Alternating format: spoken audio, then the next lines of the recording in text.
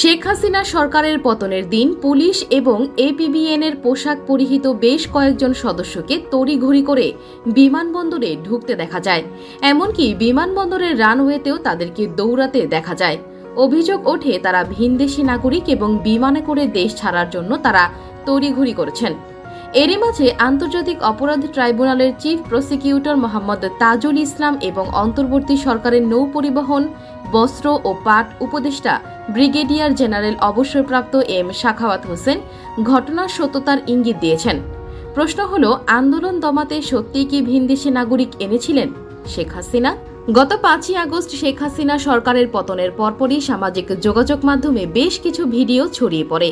একটি ভিডিও ফুটেজে দেখা যায় সশস্ত্র পুলিশ সদস্যের একটি দল তড়িঘড়ি করে বিমানবন্দরে প্রবেশ করছে।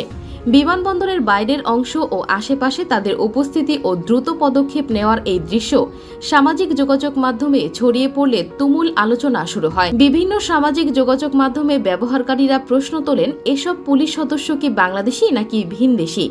কেউ কেউ আশঙ্কা প্রকাশ করে বলেন, শেখ হাসিনা দেশ ছাড়ার পরই এই ভিনদেশি পুলিশ সদস্যরা নিজেদের জীবন বাঁচাতে বাংলাদেশ ছেড়ে পালিয়ে যাচ্ছিল।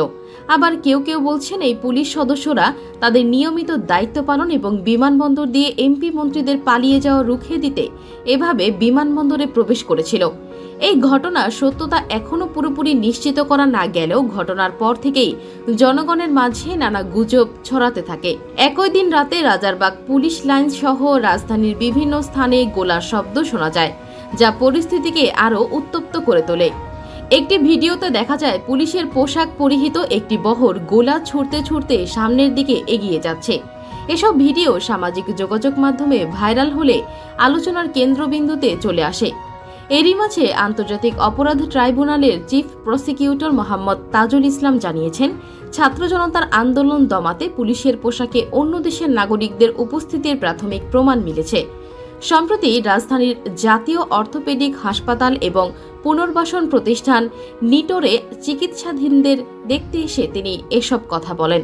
আহতদের দেখার পর সাংবাদিকদের সঙ্গে আলাপকালে তিনি বলেন, প্রত্যক্ষদর্শী এবং ভুক্তভোগীদের সাথে কথা বলে আমরা জানতে পারি, জুলাই আগস্টে ছাত্র জনতার বিপ্লব চলাকালে পুলিশের পোশাক পরা হিন্দি ভাষীরা অতি কাছ থেকে গোলা ছুড়েছেন। তারা হিন্দিতে ছাত্রদেরকে কটু বাক্য শোনান।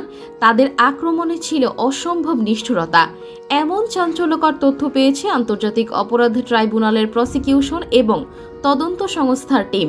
এ সময় সাংবাদিকদের তিনি বলেন, বাংলাদেশের সীমান্তের ভেতরে প্রবেশ করে অন্য কোনো দেশের নাগরিকরা যদি মানবতা বিরোধী অপরাধ করেন, তাদের বিচারের ক্ষমতাও আন্তর্জাতিক অপরাধ ট্রাইব্যুনালের রয়েছে। অন্যদিকে অন্তর্বর্তী সরকারের নৌ পরিবহন, বস্ত্র ও পাট উপদেষ্টা ব্রিগেডিয়ার জেনারেল অবসরপ্রাপ্ত এম সাখাওয়াত হোসেন বলেছেন, আন্দোলনে পুলিশের কর্মকাণ্ড দেখে মনে হয়নি তারা বাংলাদেশের পুলিশ। তিনি বলেন, আন্দোলন যখন তুঙ্গে, ঝাঁকে ঝাঁকে মানুষের প্রাণ নেওয়া হচ্ছে, আমি তখন বলেছিলাম এরা আমার দেশের পুলিশ হতেই পারে না। সেগুলোর এখন রেকর্ডিং পাওয়া যায়।